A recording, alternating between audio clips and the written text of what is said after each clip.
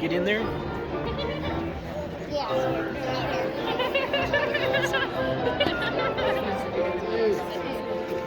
Especially if you didn't die.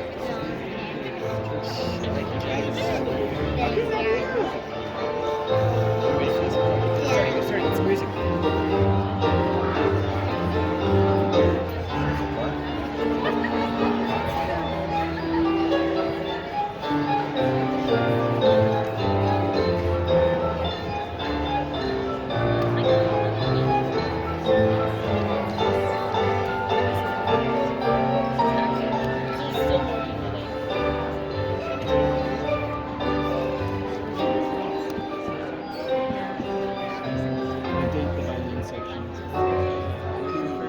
Date the violin section.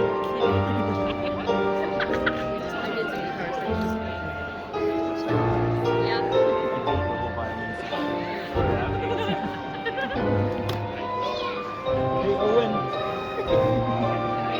Good. No. Camden keeps me out of trouble. Do you know Camden?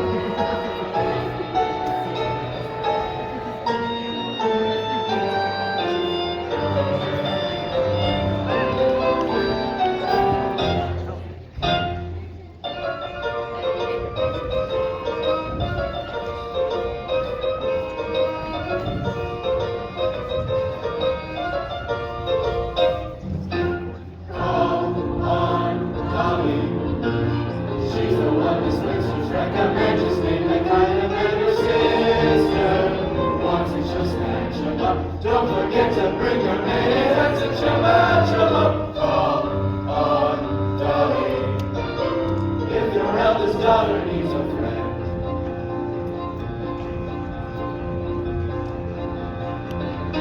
Just name the kind of man your sister wants and she'll snatch him up. Don't forget to bring your minutes and chumma. Call on Dolly Levi. That's right, Mrs. Dolly Levi, born Gallagher. Social introductions, ladies and gentlemen of excellent family, introduced under the most respectable conditions in an atmosphere of elegance and refinement. Object, matrimony. Unfortunately, I won't be able to offer my usual lightning services today, as I have a previous appointment in Yonkers, New York, arranging the second marriage of Mr. Horace Van de Gelder, the well-known half-millionaire. As my late husband Ephraim Levi used to say, that means he's got at least 60,000 cash. You're gonna marry him yourself, Mrs. Levi? Now, whatever put such an idea into my head? Your head. However, I will do my best to make sure you are carried across somebody special before the week is out. Now, I might also mention I'm available for financial consultation, instruction in the guitar and mandolin, short distance homing, and varicose veins reduced. Call on Dolly. She's the one the sisters recommend. Just name the kind of man your sister wants, and she'll snatch him up. Don't forget to bring your maid, and that's it, she'll match him up. Call on Dolly. Mrs. Levi! Ah, Mr. Cameron, the artist. You know, I'm something of an artist myself. Yes, I do silhouettes, black paper and scissors. Here's one of Ada Rehan looking the other way. I have to do them like that because I know good noses. Mrs. Levi, the train for Yonkers leaves in 5 minutes. If we don't get there on But time... we will, Mr. Kemper, and not only will Horace Van de Gelder give you permission to marry his niece Ermengarde, but he will dance at your wedding, and not alone either. I happen to be engaged in finding him a suitable second wife.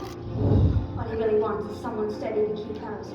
As my late husband Ephraim Levi used to say, marriage is a bribe to make a housekeeper think she's a householder. Yes, I know all about it, Mrs. Levi. Half New York says he's going to propose to Mrs. Irene Malloy this Which is afternoon. exactly why Mama went Yonkers this morning, Mr. Kemper, and can take on your case and knock off 4 lovebirds with 1 stone, or whatever else we'll see.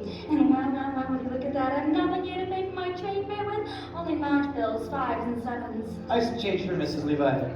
I only hope this isn't a wild goose chase. And speaking of poultry, I am also available for fresh Jersey eggs, surgical corsets reboned, ears pierced, and pierced ears replugged. Mrs. Levi! Stay kind of sister wants to just match him up. Don't forget to bring your maid, and that's what she'll match him up. Call on Dolly. So tell me, Mrs. Levi, what's in all this for you? A living, Mr. Kemper. Some people paint, some sew. I meddle. I have always been a woman who arranges things for the pleasure and the profit it derives. I have always been a woman who arranges things like luncheon parties, poker games, and lives.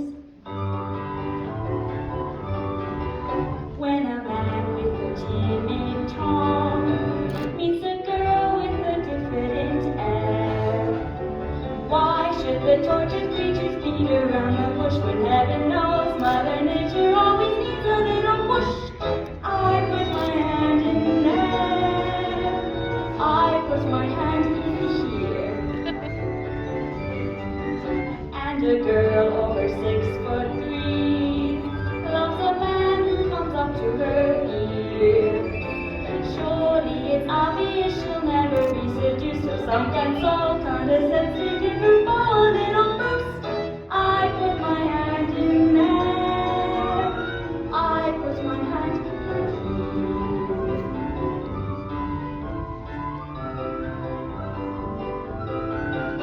I have always been a woman who arranges things. It's my duty to assist the Lord above.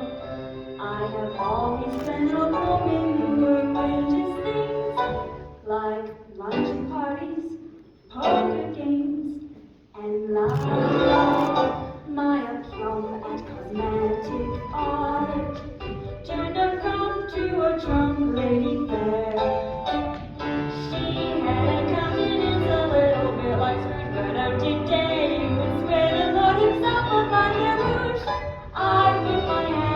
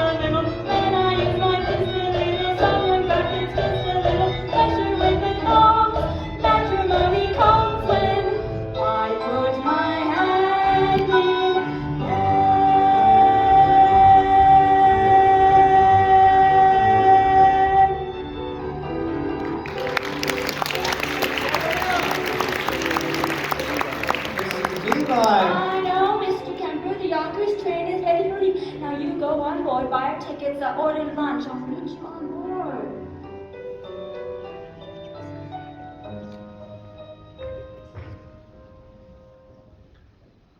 From Levi, I'm going to get married again. I'm going to marry Horace Vandergelder. Well, his money, of course. And send him circulating out among the people like rainwater, the way you taught me. And I want a sign. Sometime today that you approve.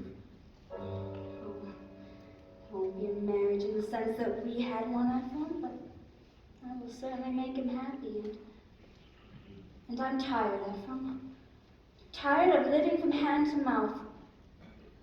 So I want that sign. Mrs. Levi! Sometime today.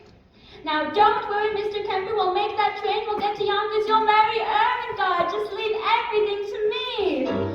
Forward, my little people, people, summer maiden, kiss the giggles, then I make my knuckles active, boy, says she's so attractive, then I hit my index finger, then they put me in their pigeon, then I clench my palm, the preacher reads a psalm when I put my hand in bed.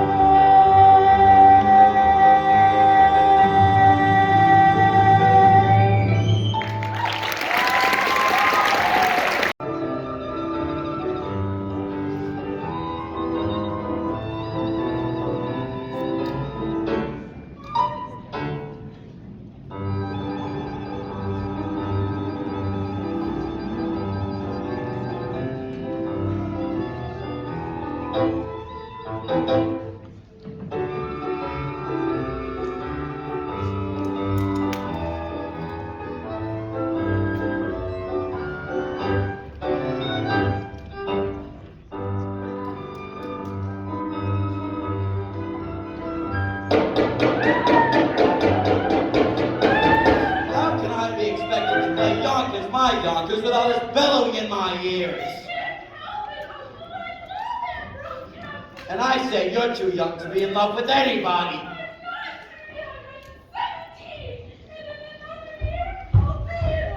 Well, I forbid it. Dare to be an old maid or Ermengarde, I'll cut you off without a cent. Here, take this. And don't cry in front of the store.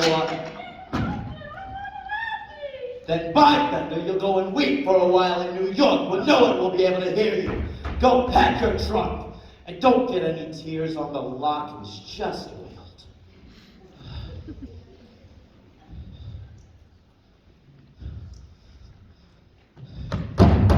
Cornelius, Barnaby! You stepped, Mr. Vanderbilt. I did. I'm going to New York this afternoon to march in the 14th Street Association parade. And when I get back, you are going to have a mistress. But I'm too young, Mr. Vandergelder. Not yours, idiot. Mine. I mean, I'm getting married again. And not on that occasion. I am promoting you, Cornelius, to chief clerk. And what am I now, Mr. Vanderbilt? Well, you're an impertinent fool, that's what you are. And I'm promoting you from impertinent fool to chief clerk. Any more questions? Yes. What? Does the chief clerk get one evening off a week? Oh, so that's how you thank me for your promotion, is it? No, sir, you'll attend to the store as usual. Now, both of you get back to work. And don't forget to put a lid on the sheet. Merry and honest evenings are foolishness. 99% of the people in this world are fools, and the rest of us, well, we're in danger of contamination. Why, even I was young once, which was foolish. And I got married, which was foolish. And I was poor, which is more foolish than anything else. And then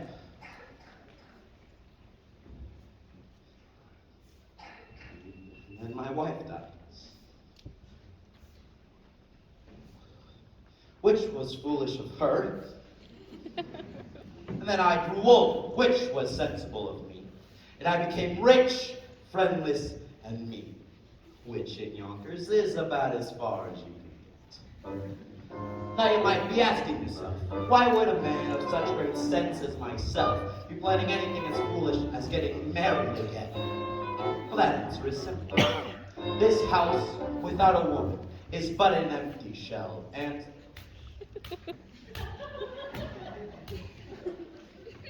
a pretty dirty one, too. It takes a woman of powdered pink to joyously clean out the drain in the sink. And it takes an angel with long golden lashes and soft rested fingers for dumping the ashes. Yes, it takes a woman, a dainty woman, a sweetheart on the fence, a wife. Oh, yes, it takes a woman, a fragile woman, to bring you the sweet things in life.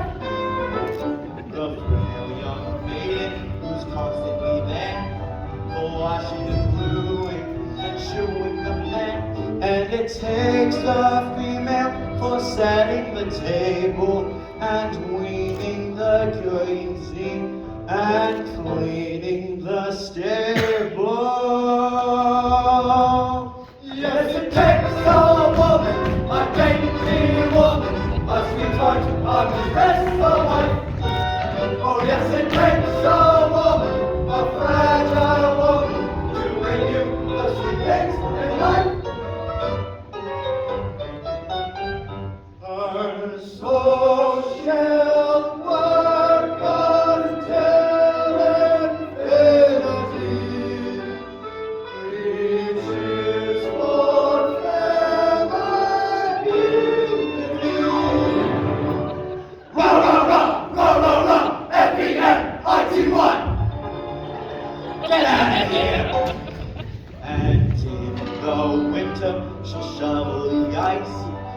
Mommy set out the traps for the mice. She's a joy and treasure, though practically speaking, to whom can you turn when the plumbing is leaking?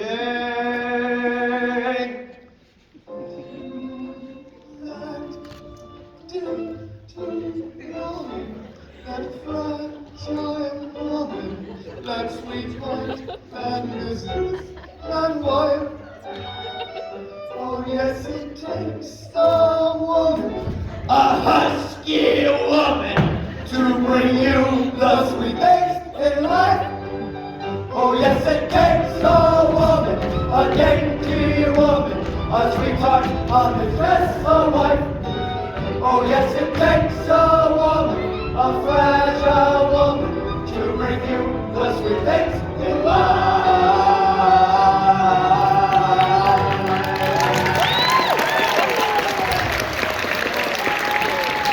For all of you.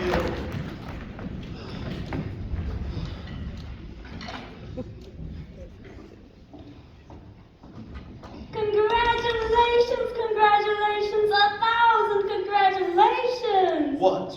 Congratulations, Mr. Vandergelder. All of New York is buzzing with the news that you practically proposed to Irene Malloy. The streets are lined with eligible young ladies prostrate with grief.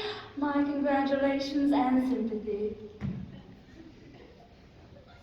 Sympathy? Did I say that? A slip of the tongue, that's all. No, Mr. Vandergelder, I'm delighted with the happy news. After all, she wasn't easy to unload. By that I mean, well, you know what people said. Although I, for one, never believed the rumors. No, I didn't. Rumors? What rumors? Nothing to get upset about, Mr. Vandergelder. I mean, according to all known facts, her first husband passed on quite naturally. It's just it was so sudden, you know. A few spoons of chowder she made special for him, and but it could happen to anyone. No, there's no truth in it. Just one word of advice, Mr. Vandergelder. Eat out. Now, you mean to tell me that Mrs. I Boyd... mean to tell you nothing, Mr. Vandergelder. Just friendly advice. Stay away from the chowder. By the way, she's ordered her wedding gown. Beautiful, you should see it. Black. Well, as I said before, congratulations on your forthcoming nuptials, and may you rest in, may guardian angels watch over you both, particularly at dinner. Now hold on, Mrs. Levi. You were the one that introduced me to Mrs. Malloy. And rumors or not, I still intend on paying a call on her this afternoon. Very well, Mr. Vandergamma. I guess there's nothing left for me to do but to go back to New York and tell the other girl, the heiress, not to wait. What did you say? Nothing, a word. Heiress. Particulars, Mrs. Levi. I demand particulars. Her name. Her name? Money. Ernestina Money. Love. Yes, picture, if you will. Hair, soft and shiny as a newly minted dime. Eyes as big round as silver dollars. Skin as soft and mossy as an old greenback. Oh, I can feel her now. Age 19, weight 102, waist 47. Waist 47! That's with the money belt. Now, I can arrange for you to meet Miss Ernestina this very afternoon. I ain't got time, Mrs. Levi. I gotta take my niece Ermengarde to New York to forget a certain Ambrose Kemper. I could do that for you, Mr. Vandergelder. I know just how to handle such things. Then I'm marching in the 14th Street Parade. What an amazing coincidence! Guess who's been chosen to ride the main float? The spirit of 14th Street. Miss Money. Her mother was a cash, you know. All right, Mrs. Levi. I'll meet this Miss Money at the end of the parade. But I still intend on paying a call on Mrs. Malloy as intended. Oh dear, what races you make me run! Very well, Mr. Vandergelder. I will meet you outside of Mrs. Malloy's app shop at 2:30 as usual. One more thing, Dolly. Suppose I decide against Mrs. Malloy, and I don't like this Miss Money neither. Well, then I happen to have one more name on my list. A name I know as well as my own, but it will come up by itself, all in good time. Don't you worry about that. Oh, but wait till you see Ernestina, Horace. A vision, a dream. It takes a woman of powder pink to joyously clean out the drain in the sink. And it takes an angel with long golden lashes and soft resting fingers for dumping the ashes. Yes, it takes a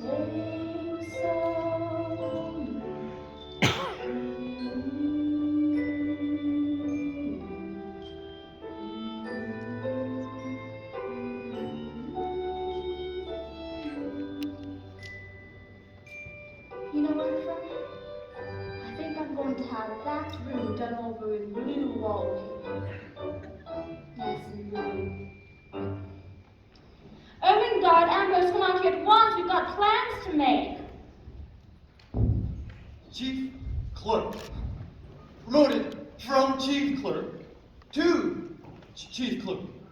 And if I'm good in another 10 years, I'll be promoted to chief clerk again. 33 years old, and I still don't get an evening off. When am I going to begin to live? You can live on the holidays, Cornelius. Did you forget what we did last Christmas? All those canned tomatoes went bad and exploded, and you and I cleaned up the mess all afternoon. Do you call that living? No. Barnaby, you and I are going to New York. You mean close the store? Uh-huh. Cornelius, we can't. You like some more rotten tomato cans are going to explode. Holy cabooses! How do you know?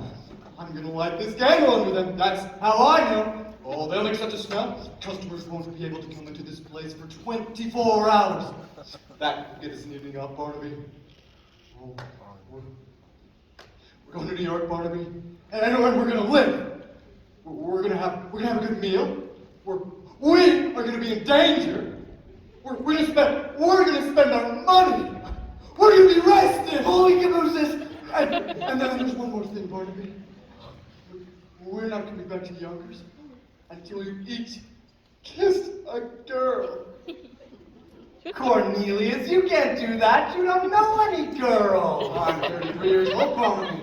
I've got to begin sometime. I'm only 17, Cornelius. It's not so urgent for me. New York, Barnaby. Elevated trains. The lights of Broadway. The stuffed whale at Barnum's Museum. A stuffed whale? A stuffed whale. What do you say, Barnaby? Yes, Cornelius, yes! Now, the first thing to do is to make you financially independent, Ina. I'll find you a job. Can you dance? Mrs. Levi, I'm an artist. I paint. Then my card.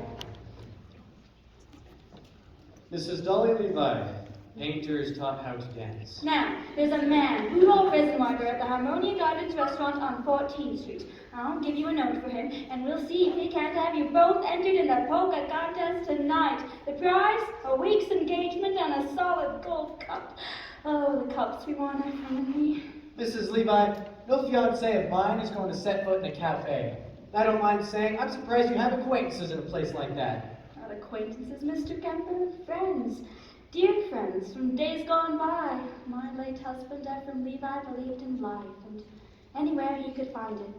Cafes, ballrooms, yes, even theaters. Why, even when times were hard, every Saturday night like clockwork, down those stairs at the Harmonia Gardens we came, Ephraim and me.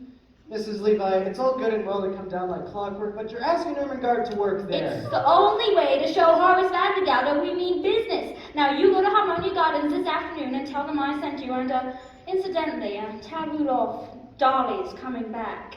And I want a table for 2 and a chicken for 8 o'clock tonight. The bottom row looks all right, Cornelius. Now hold the candle under the ones on top. They're swelling up like they're ready to burst. Holy cabooses! Cornelius, I can smell it from up here. Let's get dressed, Barnaby. We're going to New York. Out there's a world outside of Yonkers. Way out there, beyond this here town, Barnaby. There's a slick town, Barnaby. Out there, full of shine and full of sparkle. Close your eyes and see it. Listen, Barnaby. Listen, Barnaby.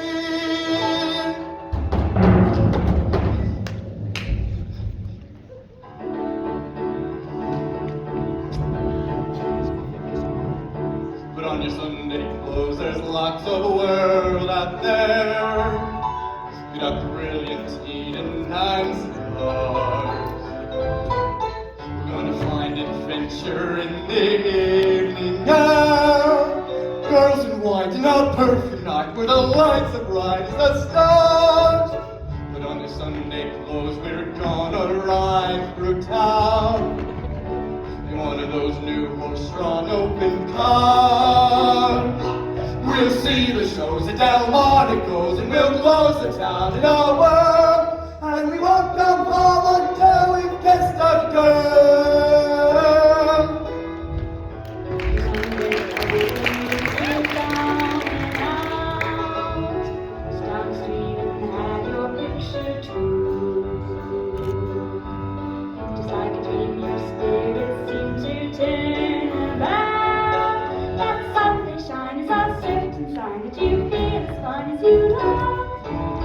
Beneath your parasol, the world is all a smile. It makes you feel brand new down to your toes. Get out your manners, your packing bags, your beaten uncles and bows. For the struggle of Monday in your Sunday clothes. Come on, Barnaby, we're going to New York. Elevated trains, Barnaby. The lights of Broadway. Holy cabooses! The stuff on Barnum's Museum. Wow!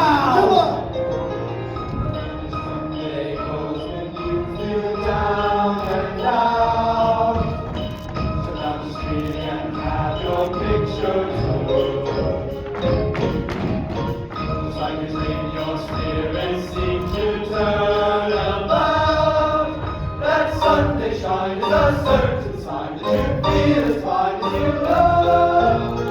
Beneath the canvas, all the world is all a smile. Makes you feel brand new down to your toes. Get out to there, your plans to them, your mates and bundles and bones. For trouble one day your Sunday grows.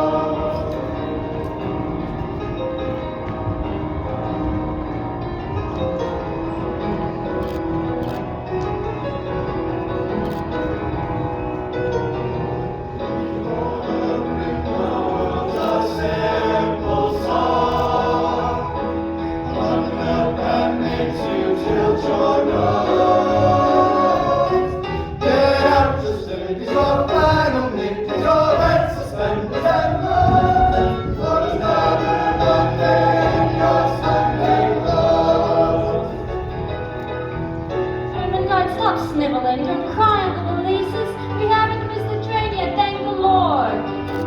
Lovely, you're improving. Now get all 11 pieces. We're 7 minutes late. All aboard!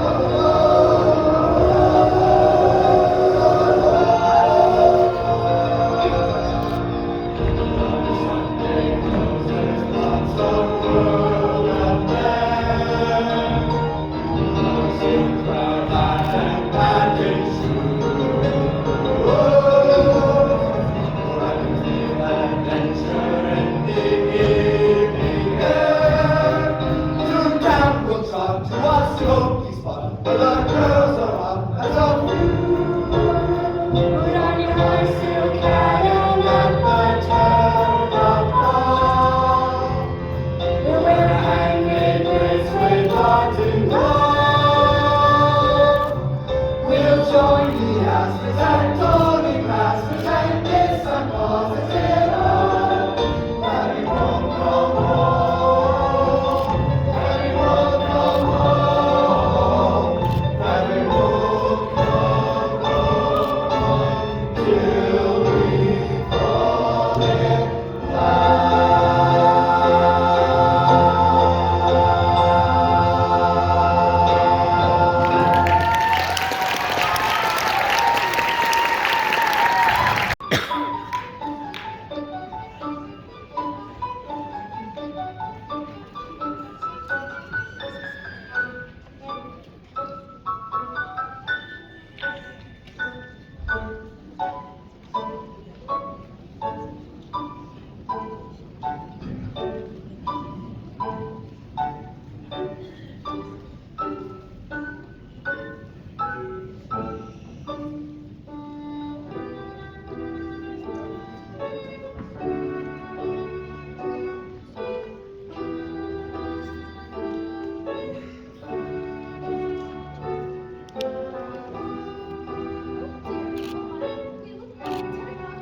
Open here. It's all because of the impending marriage, I tell you. What marriage? Why, I thought you knew. Why, the marriage Mrs. Dolly Levi has arranged between the well-known young half-a-millionaire Mr. Horace Vanderbilt and my employer and friend, Mrs. Irene Malloy. Although he'll never take the place of her late husband, Mr. Peter Malloy. May he rest in peace, wherever he is. I'm not sure. He was a caution, you know, oh, it's all too much. What with like marriages and new husbands and on top of everything else, Miss Mortimer returning this hat for the 3rd time. Same old story. She wants more cherries and feathers, to catch a beau, I suppose. But she'd be better with a nice heavy veil. I told her. Ribbons down our back is what we'd be wearing this summer to catch a gentleman's eye. But she'd have none of it. Cherries and feathers she wants it today of all days when that poor, dear, sweet Mrs. Malloy has had enough on her mind to live with. With what, Minnie? With the door. It's stuck. Oh yes, it's stuck again. Remember what I taught you? Push! Yeah. And as I was saying, Mrs. Malloy, I could bite out my tongue for the things I've said. And the things I'm going to say. But as long as I've gone this far, I might as well go all the way. Mrs. Malloy. Why? Oh, just say it, Minnie. Why have I decided to marry Horace Vandergilder? I didn't ask you that. I'd rather die on the rack than ask you such a personal question. But as long as you did bring it up. I married Horace Van de Gelder for one reason, and one reason alone, Minnie, to get away from the millinery business. I hate hats. Mrs. Malloy. And I can no longer stand being suspected of being a wicked woman with nothing to show for it. Mrs. Malloy. Don't protest, Minnie. All millineresses are suspected of being wicked women. That's why I can't go to balls or restaurants or theaters. It's all the proof they need. Take my word for it, Minnie. Either I marry Horace Van de Gelder, or I break out of this place like a fire engine. Oh no, not Miss Mortimer again. Miss Mortimer, I'll take care of it. No, Minnie. Leave it be. You can make another hat for Miss Mortimer if you like. I'm wearing this one myself. Mrs. Malloy, you can't. You're a widow in that hat. Well, it's provocative, that's what. Is it, Minnie? Well, who knows who may walk into the shop today, and provocative may be just what I want to be. Oh, Mrs. Malloy.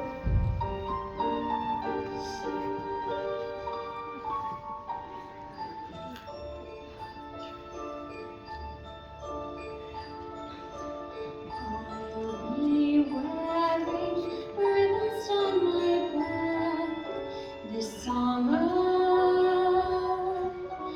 Blue and green and streaming the yellow sky.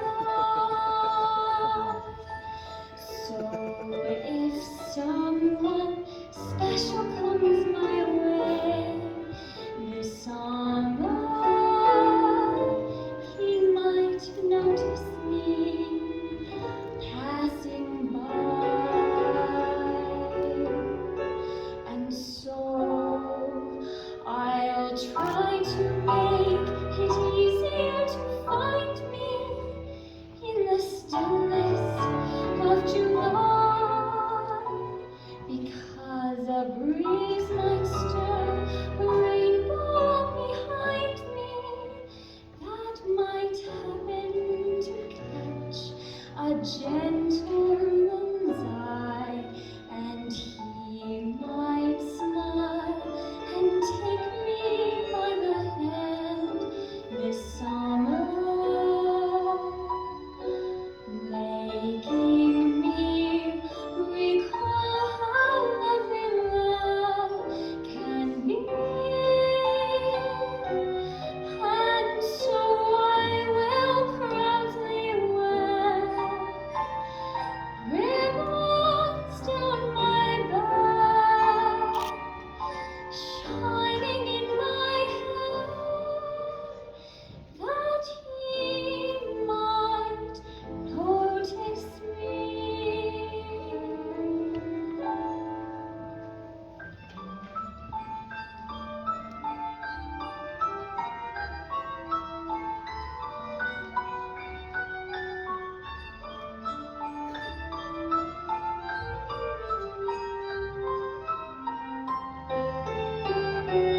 And so I will proudly wear ribbons down my back, shining in my hair, that he might notice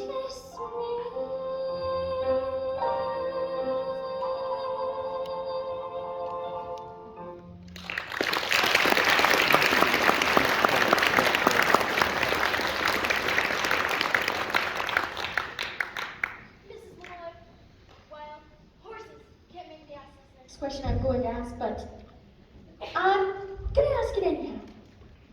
Do you love Horace Van de Gelder? No, Minnie, I don't. Peter Malloy, God rest him, was my share of love. And I'm not saying I was shortchanged. Once should be enough for a woman, as long as it's true love, and it was that. men staring at the shop. Men? Why, I do believe they mean to come in here. Men? In the shop? Oh, Mrs. Malloy, what shall we do? Do? Why, flirt with them, of course. I'll give you the short one. Then again, maybe not. Mrs. Malloy, and you with all that talk about love. Love enough, I've had many. It's a bit of adventure I could do with now. We'll get them all heated up and then drop them cold. It'll be good practice for married life. Now, you go into the workroom, Minnie. I know some ways we can perk up our appearances. Besides, a bit of a wait will only make them nervous and easier for us to... If you say vampire, I'll scream. Vampire!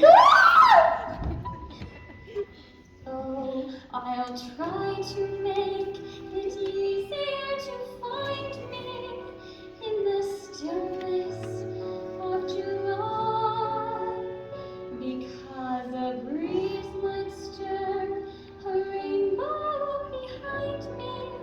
It might happen to catch a gentleman's eye. Oh, Minnie, we'll get an adventure out of this yet.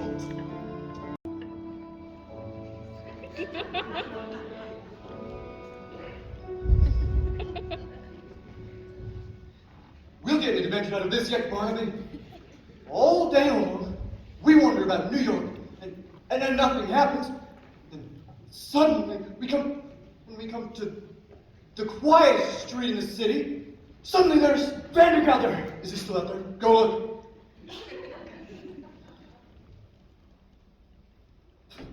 He's sitting right on that bench, Cornelius. Are you sure this is an adventure? Barnaby, you don't have to ask, Barnaby. When you're in one, you'll know it all right. How much money have you got left? It's not much, Cornelius.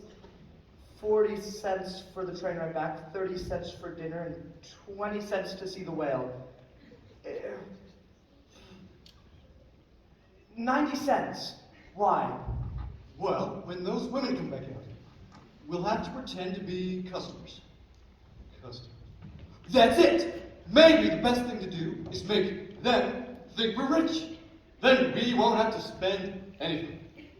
We're two men about town looking for hats. For ladies. Good evening, Mrs. Malloy. Here, Cornelius, Hackett! Here, Barnaby Tackett. Oh, my pleasure, gentlemen. Now, what can I do for you? Well, we're two men about town looking for hats. Boy, we wondered. We want a hat. For a lady, of course. And everybody said go to Mrs. Malloy's because she's so pretty. I mean, her hats are so pretty. Yes. And so reasonable, Cornelius? As reasonable as under $1 would leave us enough money to see the whale. You've got to pay him no mind, man. He's come all the way from Yonkers to see the stuffed whale. He's all excited. Just keep an eye on that street, Barnaby, and maybe you'll see a cat's body. Is it big and black with mean little red eyes? Yes. It's sitting right on that bench. Excuse me, but did you say Yonkers, Mr. Hackle? Oh, yes, ma'am, Yonkers. And forgive me for saying this, but you should see Yonkers. And by that I mean perhaps Mr. Malloy likes Yonkers too. Oh, I'm a widow, Mr. Hackle. You are? Barnaby, she's a widow. Oh, that's too bad. I'm sure Mr. Malloy would enjoy Yonkers. Especially in that hat. I mean, on you! Of course not, Mr. Malloy. May he rest in peace. You're a Catholic, aren't you? Well, don't let that worry you. I'd be willing to change. Mrs. Malloy, if you should ever happen to have a Sunday free in the near future, I'd be more than pleased to show you Yonkers from top to bottom.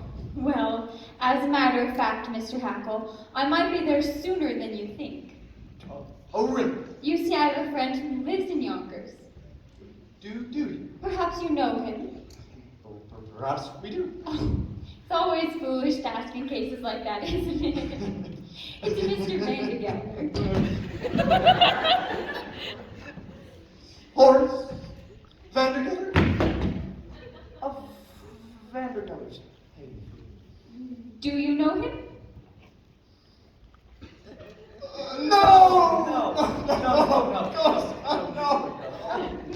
Elder is a substantial man and will likely tell me. A lovely man, just lovely. As only one fault, as far as I know, he's hard as nails.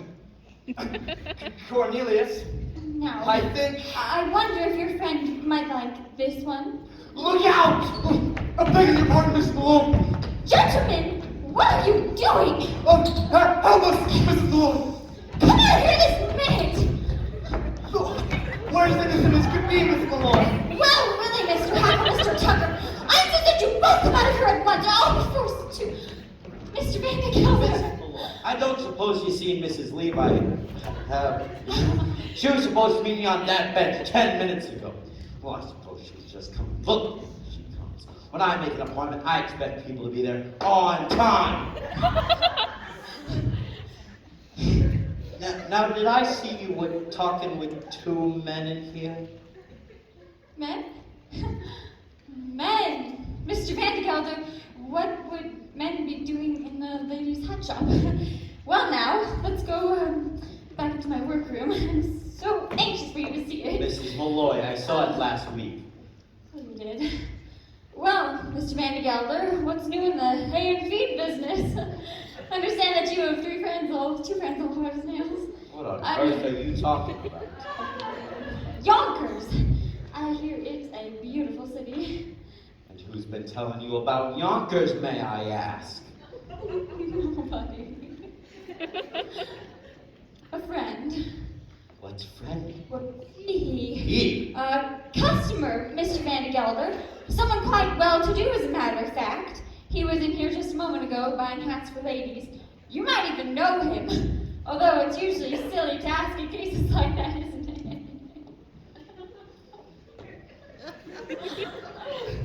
It's a Mr. Cornelius Hackle.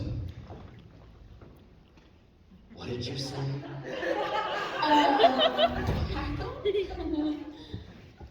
Why, he just happens to be my chief clerk, that's all. Mrs. Malloy, I demand an explanation. And I'm going to give it to you. Why shouldn't you know Cornelius Hackle? Everybody in New York knows Cornelius Hackle.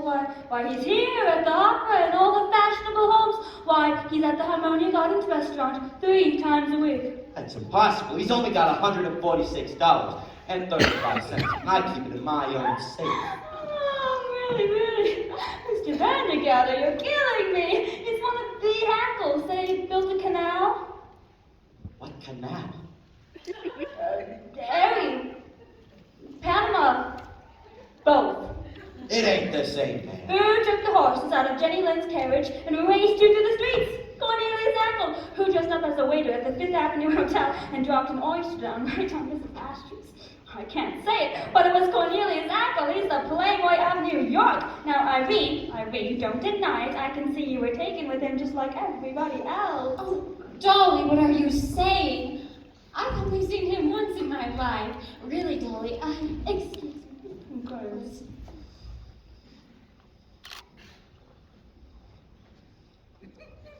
Thank you.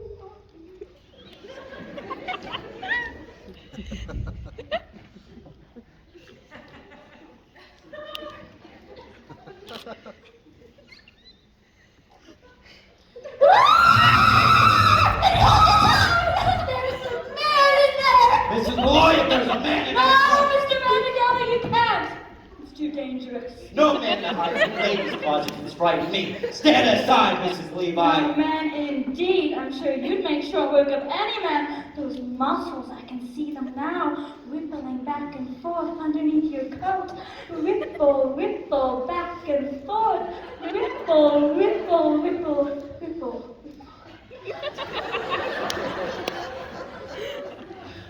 Now,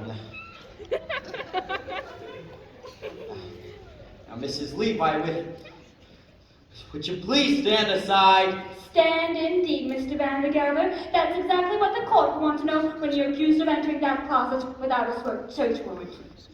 I mean, what do you stand for if you don't stand for the law of this great land?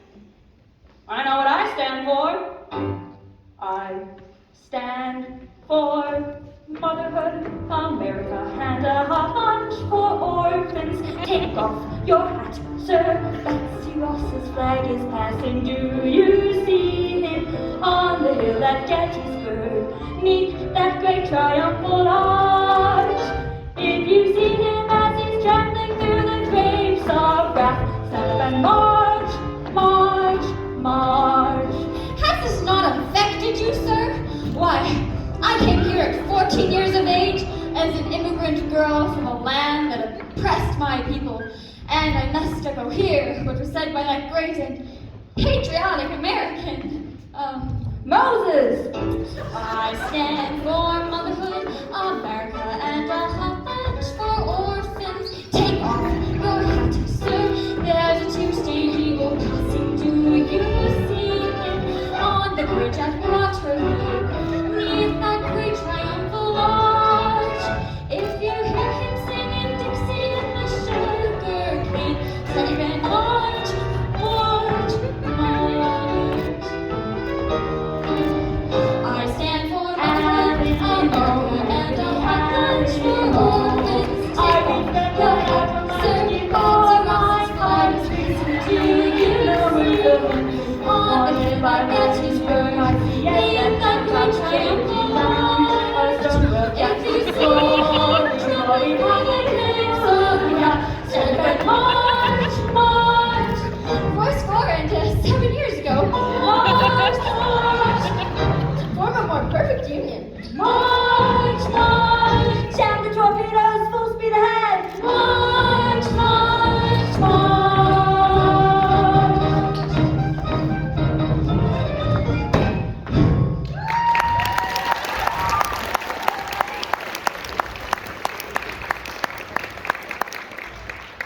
So, you see, Mr. Vandergelder, there couldn't possibly be a man in that closet. Thank you! God bless you. Mrs. Malloy! All right, Mr. Van Gelder, there is a man in that cupboard. Aha! And another one under the table. What the devil? And there also happens to be a very simple explanation, but for the present, good afternoon. Good Lord, the whole room's crawling with men. I'll never get over it. Congratulations, Irene. I take it I'll see you later this afternoon, Mr. Vandergelder. Certainly will with a certain young lady at the end of the parade. Good day, Mrs. Malloy!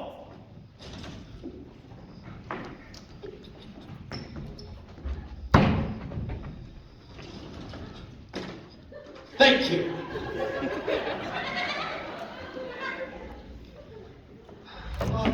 Mrs. Malloy, I can explain everything. You see, we were just...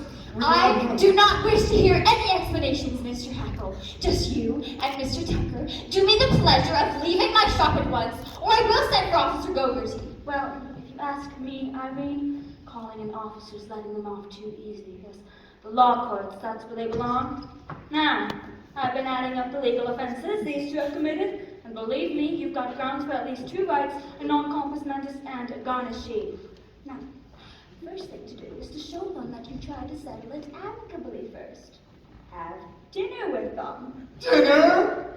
Is that absolutely necessary, Dolly? It's the way things are done in the law, Irene. Dinner first, garnishi after. Well, if it must be, Mr. Hackle, Mr. Tucker, you may take Miss Say and myself to dinner. Delighted, Mrs. Malloy. Put that away. I speak for Barnaby too. Now, I hear there's a very nice restaurant in the railroad station. We can... No, Mr. Hackle. If the Harmonia Gardens is good enough for your fashionable friends, it's good enough for us. I hear they have a lovely orchestra there, maybe. Oh, we couldn't do that. No, don't misunderstand me or anything like that. It's not the money or anything like that. It's the whale. It's the whale. No, it isn't the whale, Harvey. It's the dancing. Yes, it's the dancing. You see, they have contests and exhibitions. And I don't know how to dance. It would take me weeks. It would take me months, years to learn it. Mrs. Dolly Levi, 33-year-old chief clerk know how to dance? Now, it's very simple. You put one arm here and one arm there. It's no use! There's absolutely no sense of rhythm. Absolutely no sense of rhythm is one of the primary requirements for learning by the Levi Gallagher method. Give me 5 minutes of your time, Mr. Hackle, and I'll have you dancing in the streets. We'll start with lesson 7 in the waltz kick turn. Right foot touch, back through around, touch, underground, and release. Release, unfurl. Wonderful, Mr. Hackle. When I think of the lucky woman who will find heaven in your arms. Let's go back to lesson 1. Ouch. Put your hand on her waist and stand with her right in your left hand. And 1, 2, 3, 1, 2, 3, 1, 2, 3. Look, I'm dancing! Oh, I was. Of course you were, Mr. Hackle. Take love, someone whose arms you're in. Hold on to her tight and spin. And 1, 2, 3, 1, 2, 3, 1, 2, 3. Look, I'm dancing.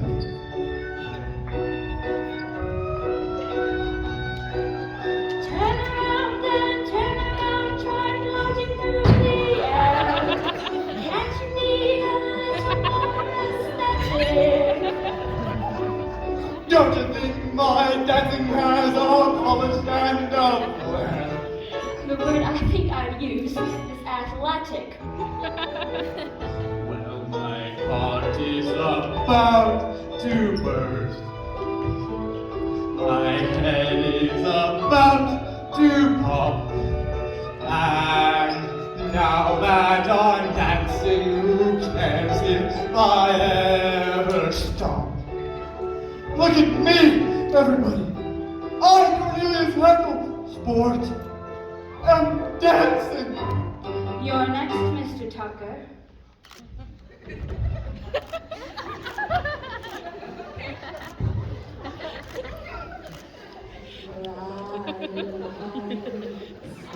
And then step and glide. And everyone, stand aside.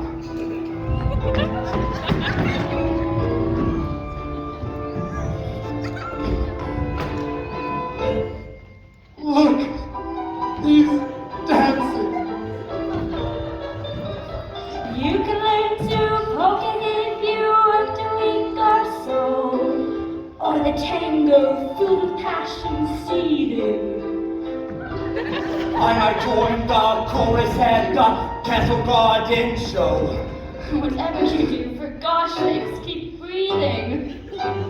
Well, my heart is about to burst. My head is about to pop.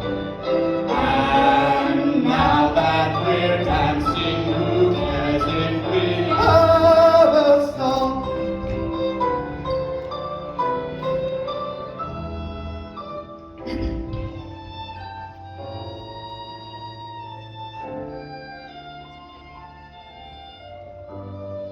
There's someone you hardly know, but wish you were closer to me.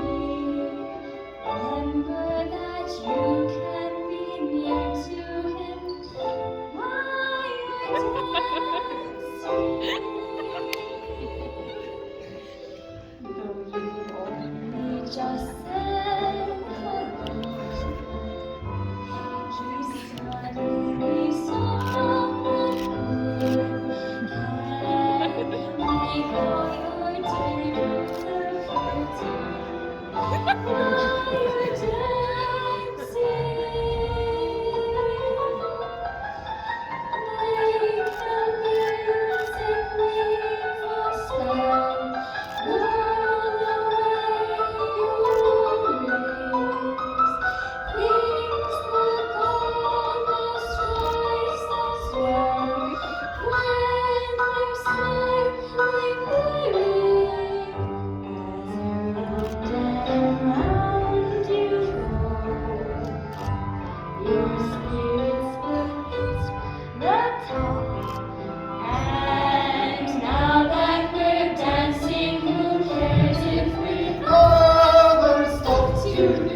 1, 2, 3, 1, 2, 3, 1, 2. And now that we're dancing, who cares if we ever stop?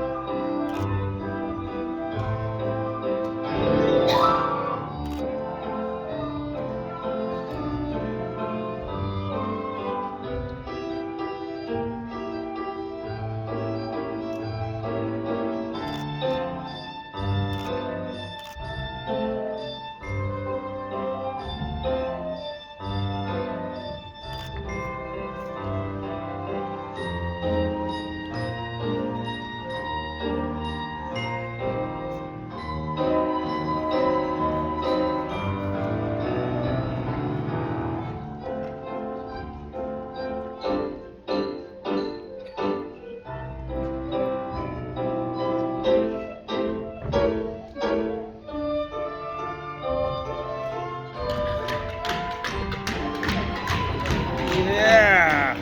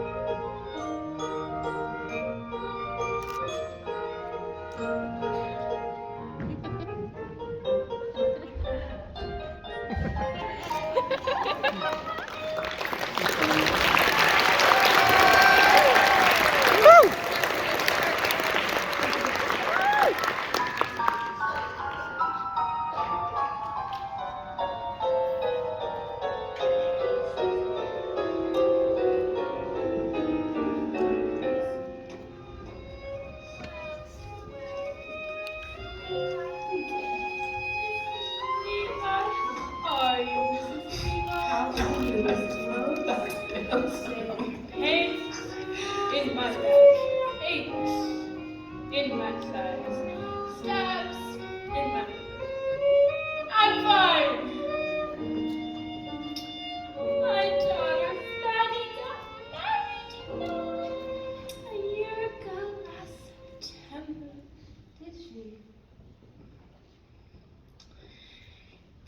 been a long time since you've been here, Mrs. Levi. A long, long time.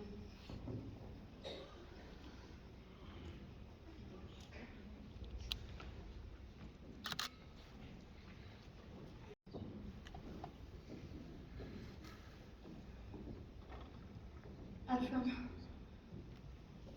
Let me go, Ephraim. For long enough. Every night, for all these years, I've put out the cat, I've locked the door, I've made myself a little rum toddy, and I said a prayer, thanking God that I was independent, that no one else's life mixed up with mine. Then one night, an oak leaf fell out of my Bible. I placed it there when you asked me to marry you, Ephraim. A perfectly good oak leaf, without life, without color. I suddenly realized I was like that oak leaf. For years I had not shed one tear or been filled with that wonderful hope that something or other turns out well. And so,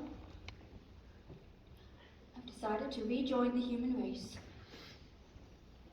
And I want you, Ephraim, to give me away.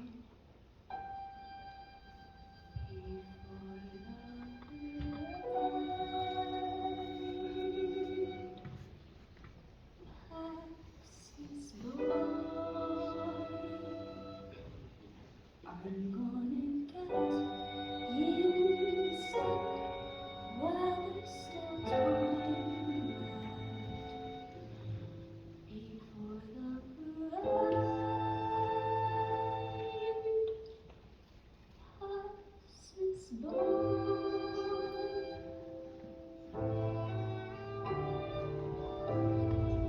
Mrs. Levi, come along. Cornelius is taking us down to see the 14th Street Parade. Everyone will be marching. Why, Irene, you're crying. Poor Dolly. The world is full of such wonderful things. Come with us, Dolly. I will, Irene. I will.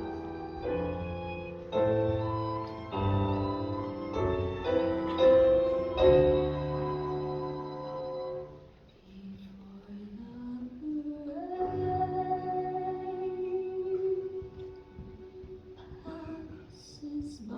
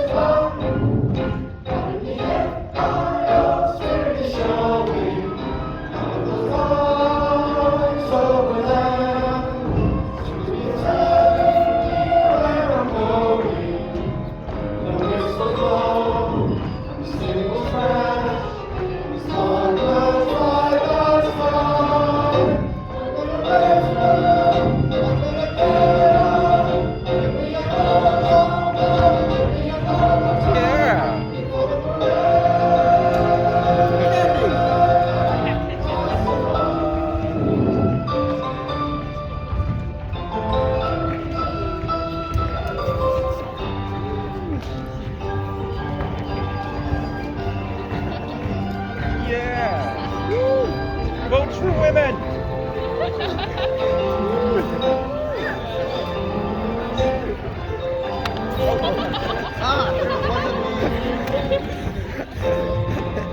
Way to go.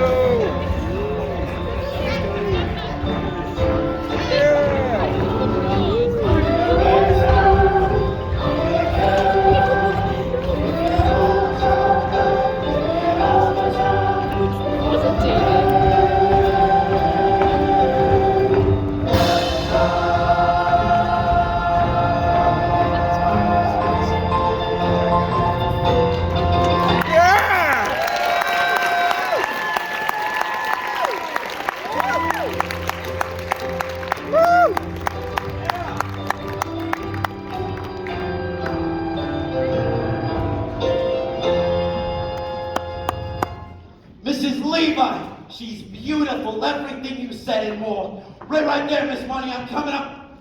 Hey, you, stop that thing, pickpocket. I paid for this girl and I want all the parts. Oh, Miss Money. What have they done to you?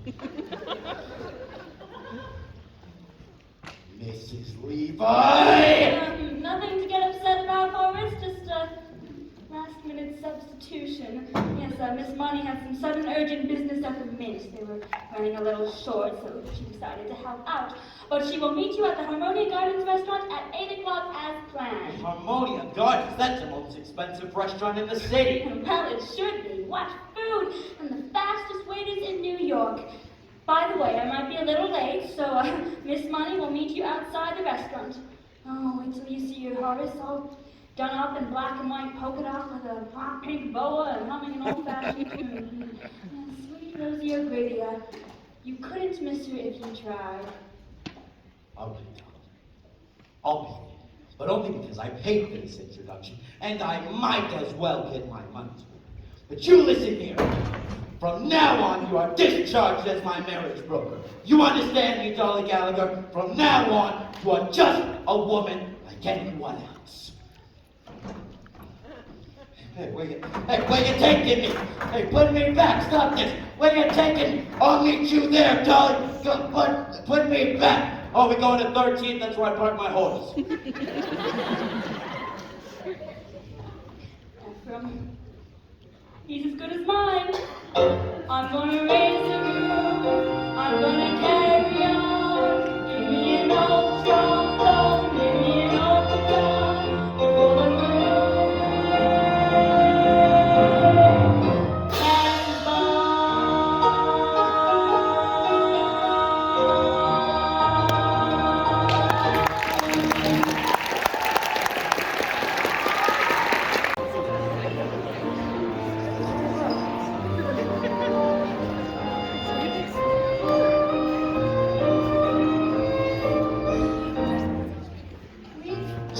And looking at the lights of 14th Street these past 4 hours.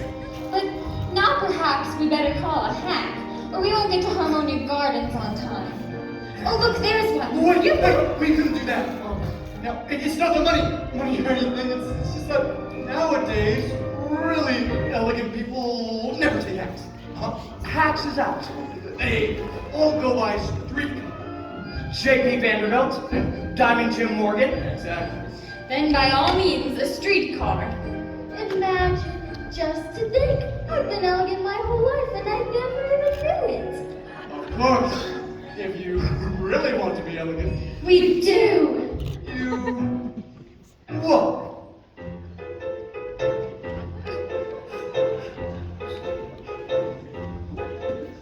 Yes, New York, it's really us, Barnaby and Cornelius. All the guests of Mr. Hackle are feeling great and look spectacular.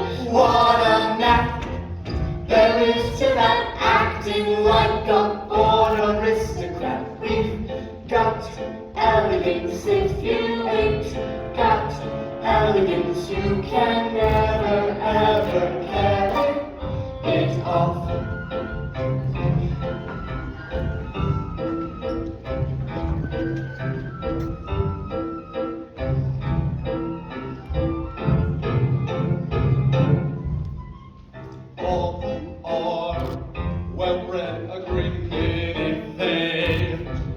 pedigree. Winds tonight, we are out with diamond gems tonight. Could they be misleading us? Silver spoons were used for feeding us. We've got elegance. If you ain't got elegance, you can never ever carry it off.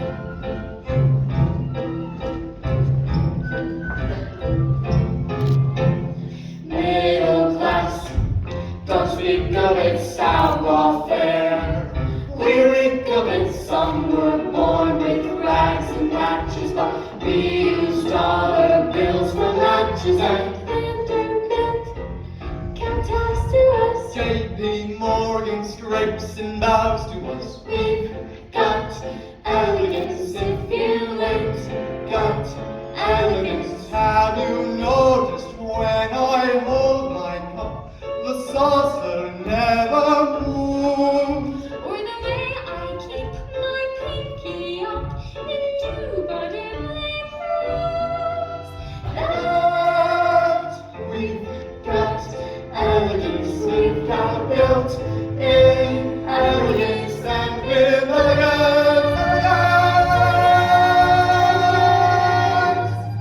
we'll carry it on.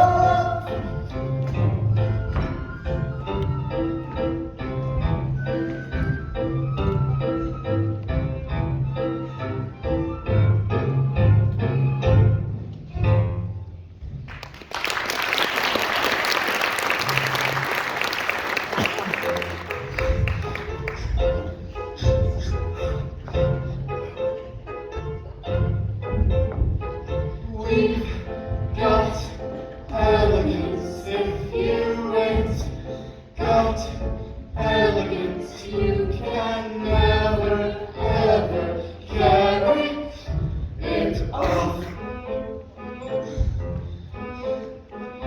We've got elegance.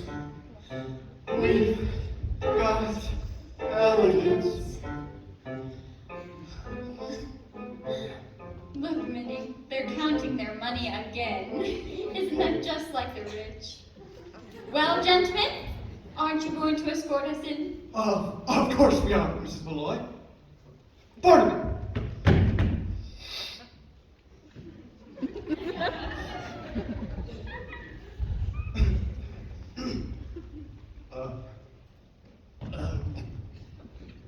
Mrs. Malloy. Yes, Mr. Hackle? Mrs. Malloy, as we start inside, may I? Yes, Mr. Hackle. May I put my arm around your waist? Yes, Mr. Hackle. But I might as well warn you, a corset is just a corset.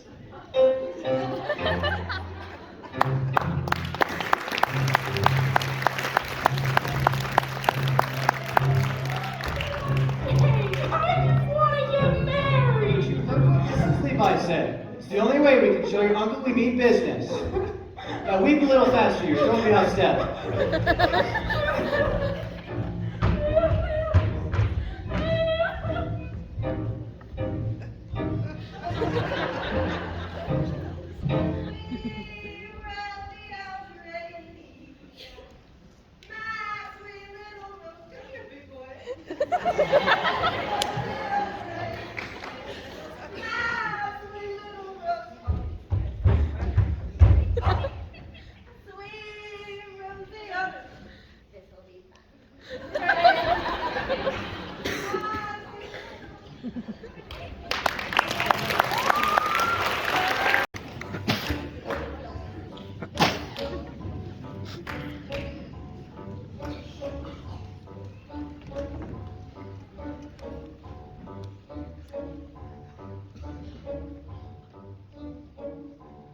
And it is my order, as head waiter of the Harmonia Gardens, and as your supreme commander, that tonight of all nights, our usual lightning service will be twice as lightning as ever.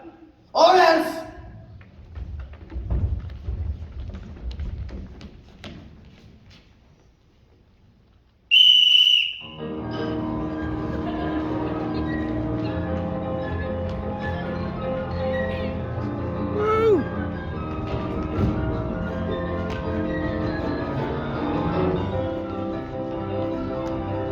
Yeah. I trust you are finding this table satisfactory, sir? The private dining rooms do cost a bit more, but they do afford the best view of the entertainment. $1.40, Cornelius. That's all we've got left. Are you sure? Count it again. Prepare yourself for a big night, Minnie. We're out with two of New York's best-known sports. I did make a mistake, Cornelius. It's only $1.45. 35. Sorry. I'll count it once more. No, don't. We can't afford it. I'm going to order everything on the menu. Waiter!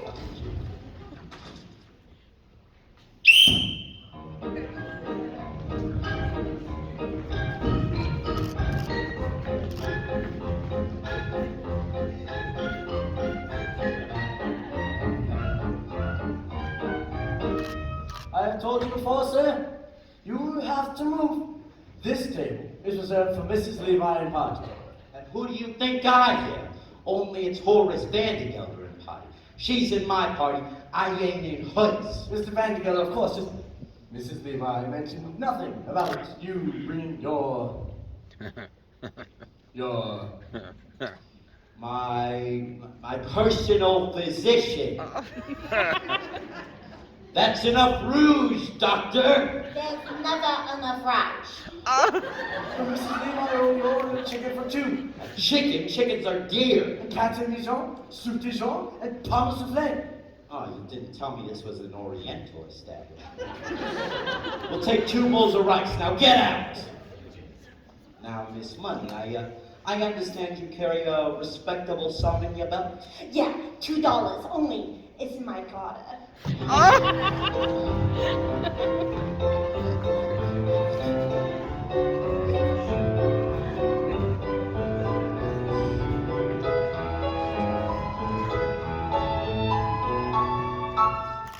Sweet of you to worry about our reputations, Cornelius. But Minnie and I don't care who sees us tonight. Well, Minnie, what have you decided? Oh, I couldn't have anything at these prices. I just really couldn't. Oh, great grindstones! What a sensible girl! Waiter, bring us 4 glasses of beer, a loaf of yesterday's bread, and some cheese. Yesterday's bread!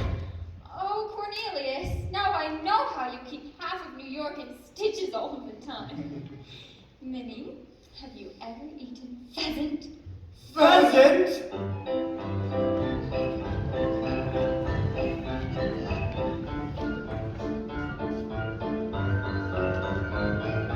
Say, why the closed window thing? Are you ashamed of something? Oh, no, it's not that at all. It's just, I felt a slight chill. Why didn't you say so? Here, I'll loan you. Now, waiter, would you bring us a roast suckling pig, cheese fondue, and some lady fingers? Now, what do you have?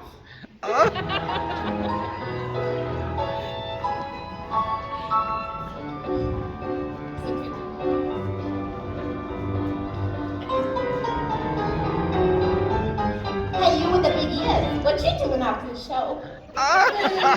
Sweet of you to worry about our digestion, Cornelius, but I'm sure the pheasants are fresh.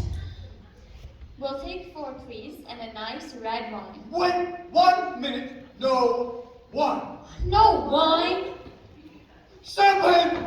Champagne! I just wanted a lifetime bar with me.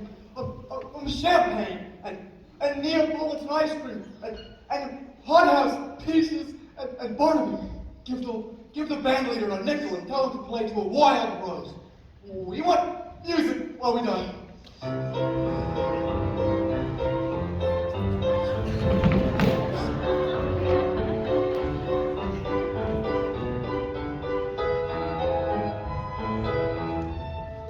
Hey, this is a cafe, isn't it?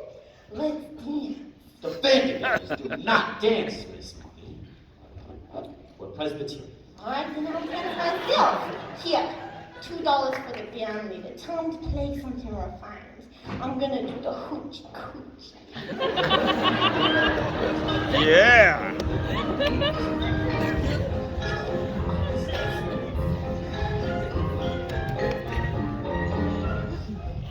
All right, Cornelius. I'll send for the band leader, but promise you won't order anything while I'm gone. I'll tell him to play a nice waltz.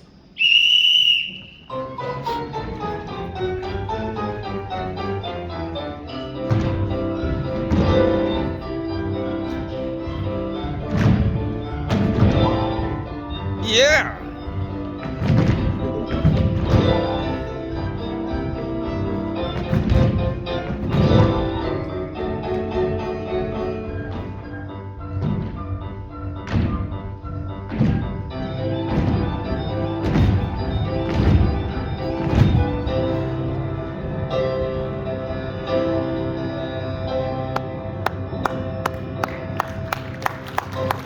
Yeah.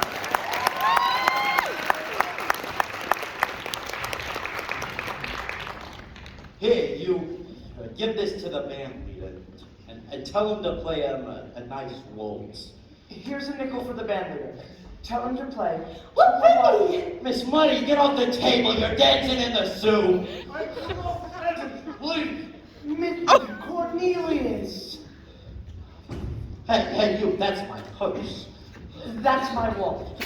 Now I know it's mine because it has nothing in it but $1, $3, 5 pennies, and it's okay. Cornelius, did he say 3 pheasants for? Pheasants for the house. And never mind if I don't get to see the whale. I will buy my own.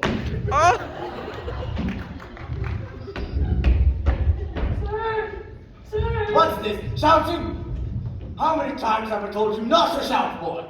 This is the Harmonia Gardens restaurant, not one of those. Sir, she's here, the lady! What? Are you sure, boy? Like you said, 8 o'clock, a carriage pulls up, and out steps a shorter brunette lady with the biggest golden feathers I've ever seen! It's her! It's Dolly!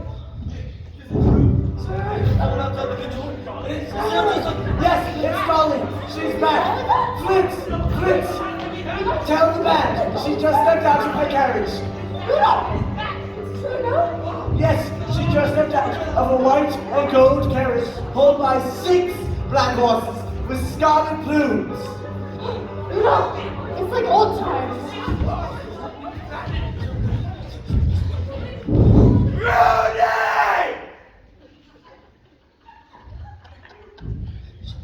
She's here.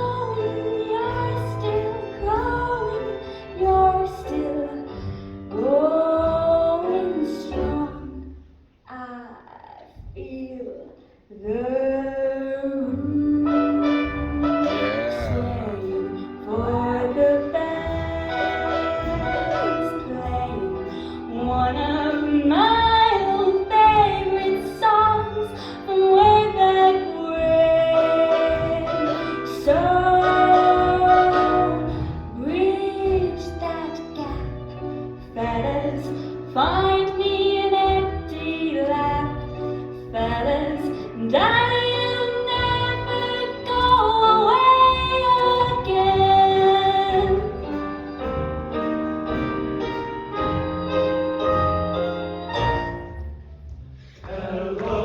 Hello, Dolly. Well, hello, Dolly.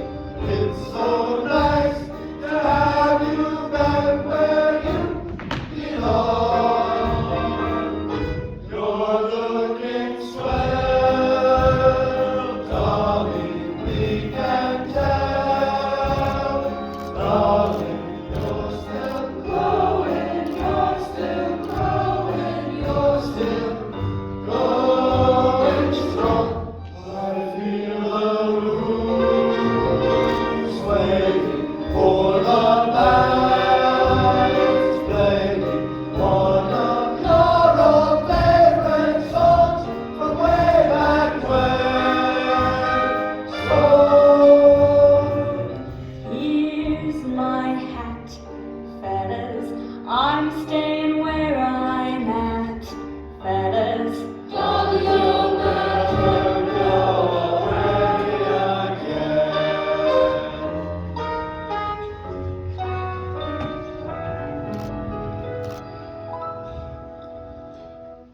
I went away from the lights of 14th Street and into my personal haze.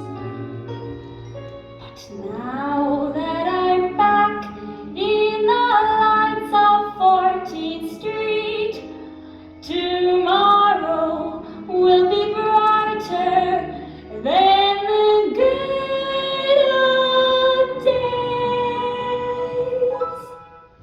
Those good old days. Hello, Dolly. Well, hello. Hey, look, there's Dolly. Glad to see you, Hank. Let's thank my lucky star. Lucky star. You're looking great.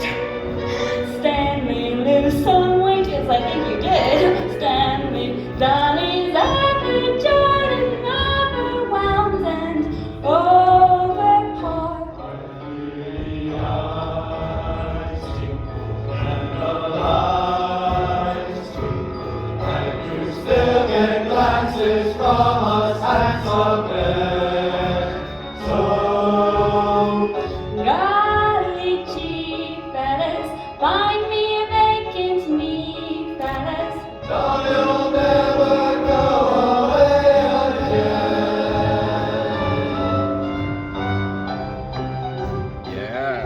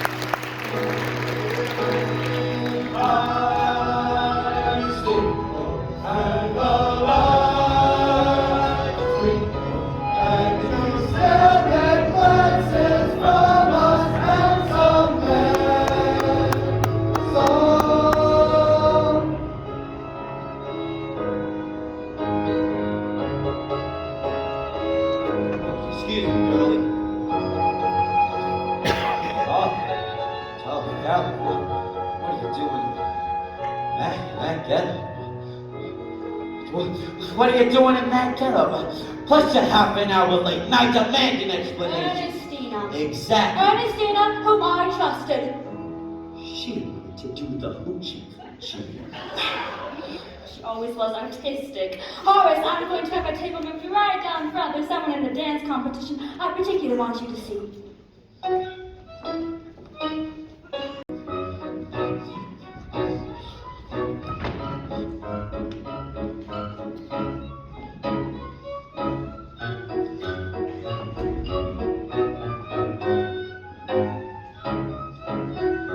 Now don't let's say another word about it, but I'm as shocked as you are. I can't eat a thing. What have you ordered? What you wanted? I'm a chicken. Chicken. Did you say a chicken? Oh, I don't think I could face a chicken. Not a chicken, not today, not after what's happened. Good. Cancel the chicken. And bring a turkey. Well, what are you doing now? Oh, nothing. Just looking the place over and getting acquainted with my surroundings. That's the trouble with you, Dolly. You always wanted to know everything. Always sticking your nose into other people's affairs. Why anyone who married you would be as nervous as a cat. What? What is that you're saying? I said anyone who... Horace Vandergelder, you get that idea right out of your head this very minute. Well, I'm surprised you even suggested such a thing. Understand once and for all, I have no intention of marrying you. I didn't mean I that. should certainly hope not. Horace Vandergelder, you go your way and I'll go mine. I thought some Ivy Malloy whose head can be turned by a few chocolate-covered peanuts unshelled. Why, the very idea of you even suggesting such a thing. Mrs. Levi, you misunderstood. Well, I certainly do hope not. But if I have any intention of marrying again, it would be to a far more pleasure-loving man than you. However, we won't discuss the matter anymore. Here's the waiter with our food. Oh, lovely. I'll serve Mr. Vandergelder, Rudolph. Now, here is some white meat for you, lovely, and some dumplings, lighter than air they are, and some giblets, very tender and very good for you. No, as I said before, you go your way and I'll go mine. Start writing on the wine, I think you'll feel better at once. However, since you brought the matter up, there's one more thing I'm going to say. I didn't bring the matter up at all. One more thing I'm going to say before we forget all about it. It's true. I'm a woman who likes to know everything that's going on, who likes to manage things. But I would like to manage anything as out of control as your household. You'll like to do that yourself. It is not out of control. Very well, won't say another word about it. Ooh, have some beets, Horace. They're good. I don't like That's beets. nice. No, it's a complaining, quarrelsome friend, a soul like yours. No sort of companion for me. You salt your beets and I'll salt mine. Would you stop saying that? I won't say another word. Good. Except this. At your age, Horace, you should enjoy hearing the honest truth. My age. You're always talking about my age. Well, I don't know what your age is, but I do know that up in Yonkers with bad food and a bad temper, you'll double it in 6 months. Have some more beets, Horace. They're good. I don't like beets. I hate beets. Nice. No, Horace, the pity of it is you could be a perfectly charming, witty, amiable man if you wanted to. I don't want to be charming. But you are. Look at you now. You can't doubt it. Now sit down, Horace, and let's talk of something else. But before we change the subject, there's one more thing I'm going to say. I don't want to hear it. You're wasting your time, Dolly Levi. I won't ask you to marry me. Well, I suppose that means you want me to ask you. Well, I'm sorry, Horace. I'm turning you down. But how can you turn me down? I haven't asked for There's it. no use arguing. I've made up your mind. Here, let me cut your reins. I have a headache. I'm going back to the hotel. You can't go now. The competition's about to begin. All right, fine. Here's the money for dinner. Here's 20. This is my purse. There's nothing in here but a dollar, 3 dimes, 5 pennies, and... Is that a button? Well, this isn't my purse. Who's got my purse? Barnaby, that purse you found. Impossible. I can't imagine you without your purse. It's Vandergelder's. Cornelius, we've got to get out of here. What are we gonna do? They don't know me. I've never been here before.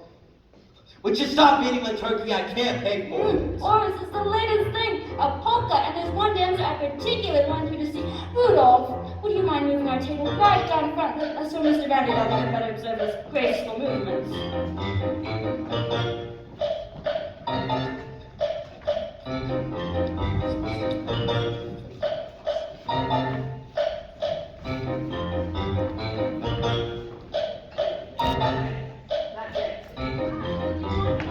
Talent like that is sure to win the solid gold cup.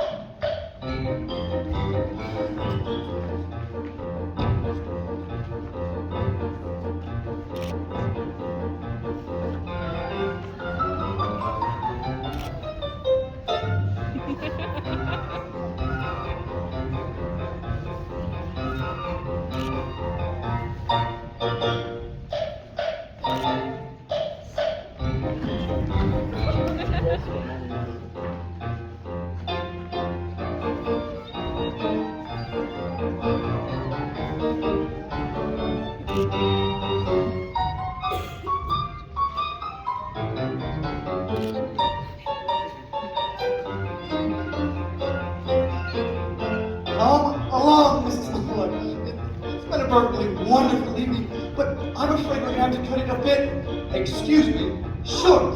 Minnie, a polka! Cornelius, I simply must have one dance. But Vandergelder's right there. We've got to go. We will go. We'll just dance our way out.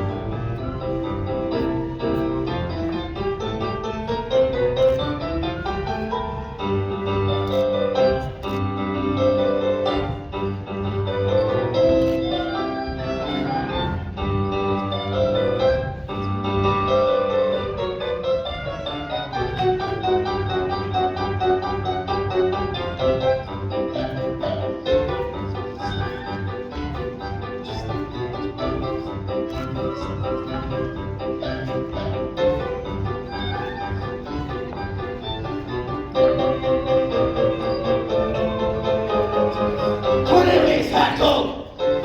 Mr. Vandergelder! Martin Tucker! Mr. Vandergelder! Ermengarde! Guys, Georgia, what are you up to? Mr. Vandergelder, I can I explain. don't want to hear any explanation from you, Hackle! You're fired! Officers, arrest this man! I got Roll your arrest! it! What have we done? We haven't done anything!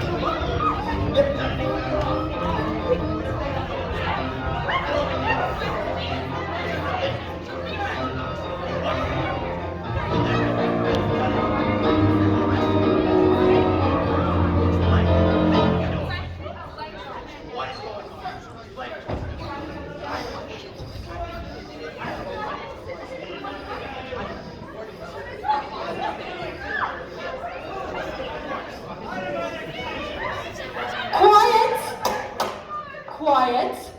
Now, that's better. You're all charged with disturbing the peace, assault and battery, inciting to riot, and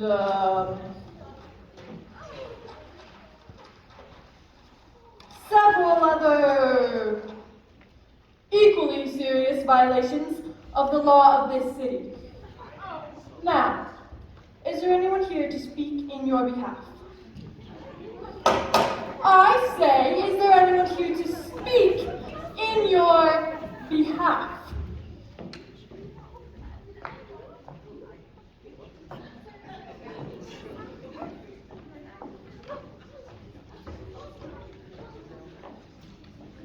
Dolly Levi, Counselor at Law. Your Honor,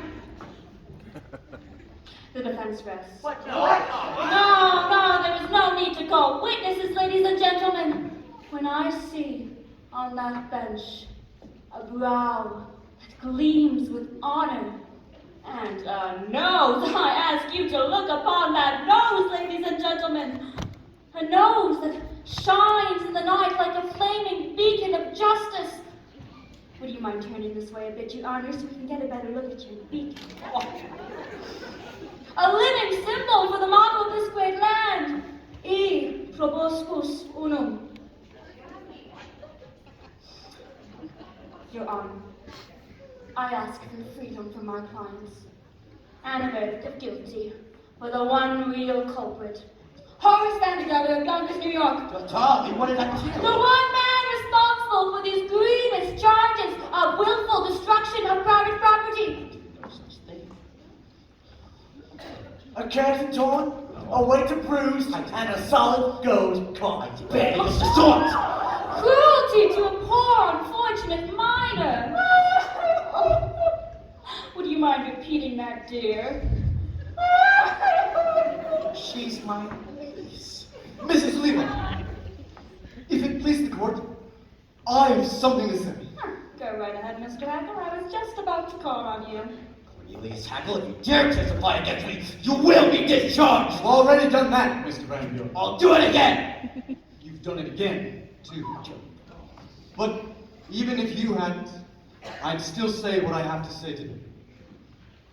Your Honor, I don't know much about disturbing the peace or inciting a riot, but I do know that what happened to me tonight, which is the most important thing that can happen to a man, might never have happened if I followed your orders and stayed in Yonkers, New York. Your Honor, Hackle? I'm talking about none other than love. Now hold on. You mean to tell me that at 33 years old, you fall in love after just one evening off? Oh no, Mr. Vanderbilt. I didn't fall in love with Mrs. Irene Malloy of this city in just an evening. An hour! No, even that's too long. What is less than a minute? A second. Less than that. A moment. That's it. I'll go slowly, so you can get it all down. If one takes a room for your eyes to meet, and then your heart knows in a moment you will never be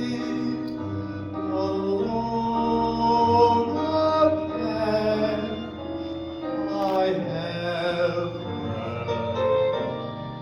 for an instant, but my arms felt sore and strong. The only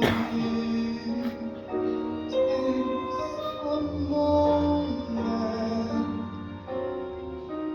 to be loved a whole life long. Isn't the world full of wonderful things? There I sat, cooped up in Yonkers for years and years, and all the time, wonderful people like Mrs. Malloy were walking about in New York, and I didn't know them at all. I don't know whether you can all see from where you're standing. For instance, the way her eye and forehead and cheek. Up here. Can you? I tell you right now, a fine woman is the greatest work of God on earth. talk about all you like, about the Niagara Falls or the Great Pyramid. They aren't in it at all.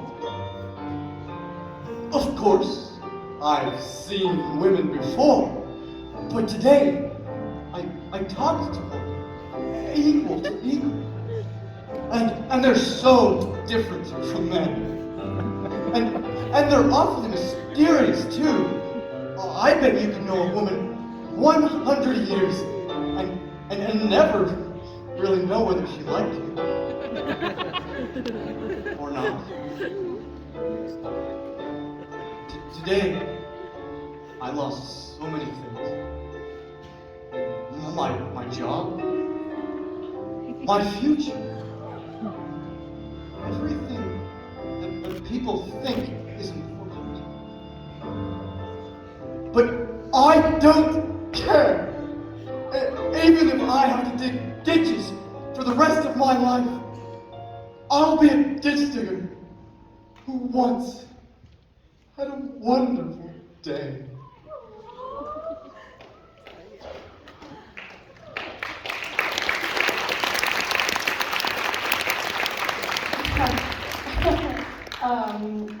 Mr. Hackle, I missed a few words back there after it only Takes a moment of his arms held short and strong. It only takes a moment. He held for an instant, but his arms felt safe and strong. It only takes a moment to be loved a whole life long. And that is all that love's about. And we'll recall when time runs out. Life It only took a moment to be loved a whole life long.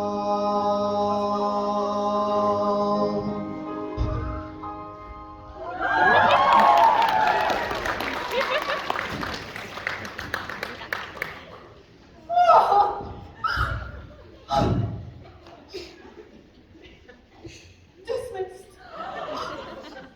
Dismissed. All dismissed. All except Mr. Horace Vandergelder of Yonkers, New York. You're all dismissed. You're free, my children. Bless you. Go. Go.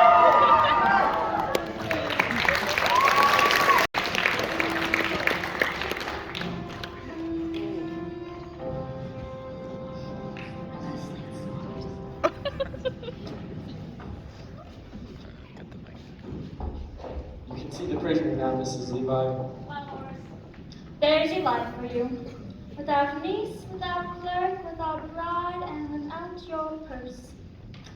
I guess there's only one more thing left for me to say. It's been a minute.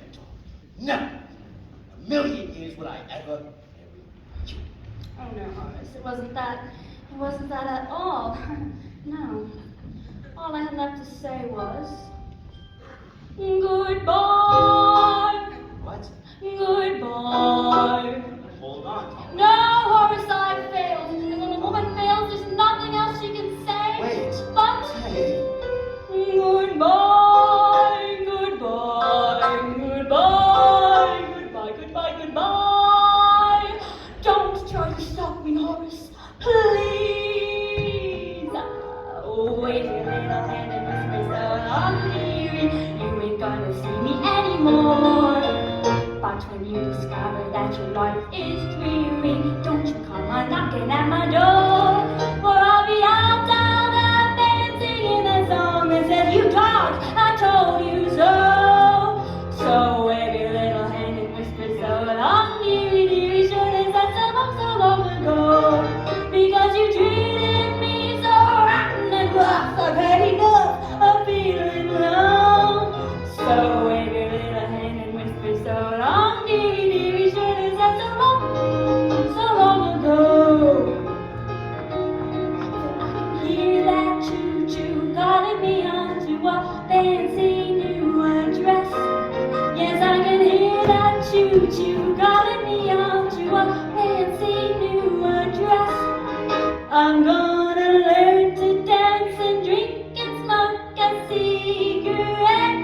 I'm going as far away from Yonkers as a girl can get. So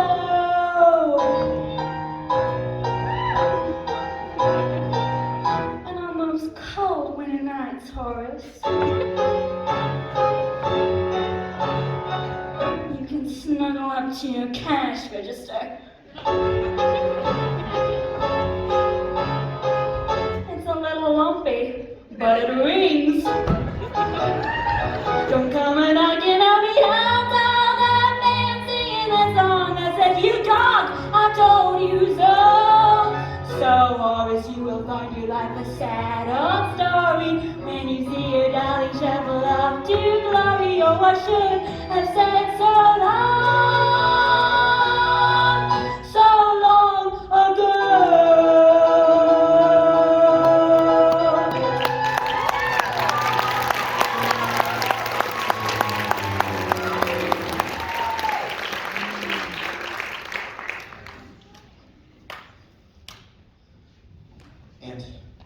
And I would have married you. Not if you asked me a million times. Not if you were the last girl on earth. Would I ever marry you? I didn't need you before. And I don't need you now. So, Dolly, you just go your way, and I will go mine. You go. Dolly! You snapped, Mr. Vanderbilt. Oh, Mr. Hackle, come crawling back now, have ya? No, Mr. Vanderbilt. I just stopped by for my $146.35. You see, I've decided to go into business for myself, and since the only business I know is hay and feed, I'm opening my own store. And Cornelius has found the perfect location, Mr. Vandergelder, right across the street from you. Oh. So you think you can compete with Vandergelder's now, don't you? You just try. Oh, another one come crawling back. What do you want? I'm here for my back pay for the last 3 months. $6.12. Why, you can't do this to me. Any of you, I'll go to the court, I'll get the lawyers. Stand together as I live and breathe. You don't look handsome in that outfit. So few men nowadays have the courage to wear the same clothes from the night before. Dolly. Don't say a word, Horace. I know you were disappointed in Ernestina, but I have another girl for you, the ideal wife. But don't let me interrupt you. You were doing something. What were you doing? Giving Cornelius his money, Dolly. $146. And 35 cents. And the $6.12 of mine. And the money my mama left me, $52.48. 38. 48. All right, fine. If it's the money you all want, it's in the safe.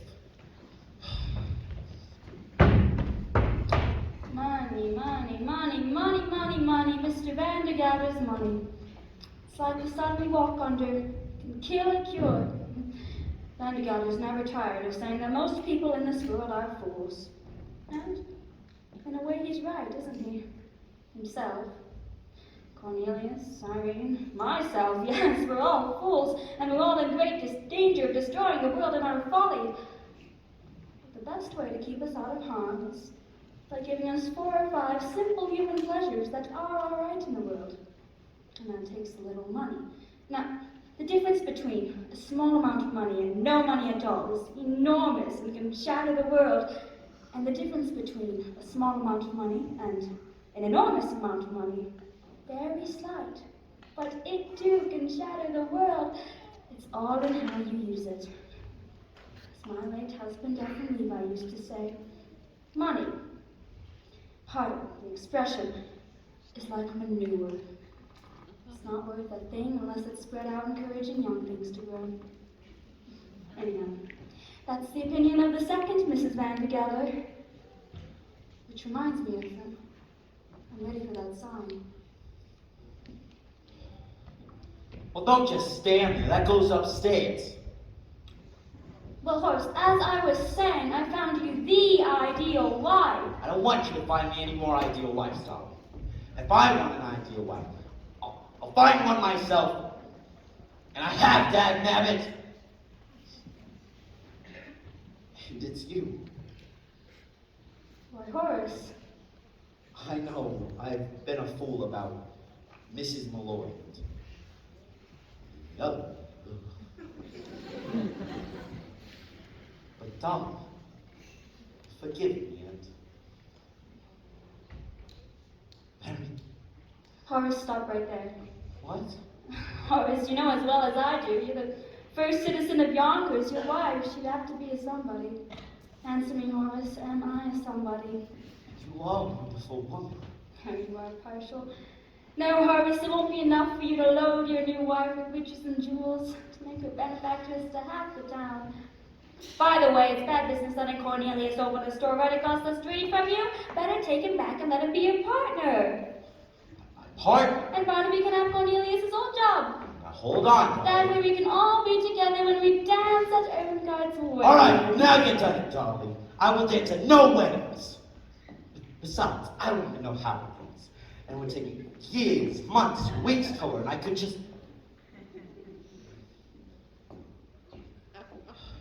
All right, I'll dance. Why, Horace, I never thought I'd hear you say a thing like that. Not there, idiot. Front room. What? Horace Vandergather, what is going on up there? No, it's I thought I'd have that front room done over in blue wallpaper. Horace. I know the old wallpaper ain't going out. The fella just started his business and he needed a good start. I've always said that money, pardon the expression, it's like manure. It's not worth a thing unless... Thank you, Ephraim. Hello, Dolly. Well, hello, Dolly. It's so nice to have you here where you belong. I never knew, Dolly, without you, Dolly, life was awfully flat and more than that was awfully wrong.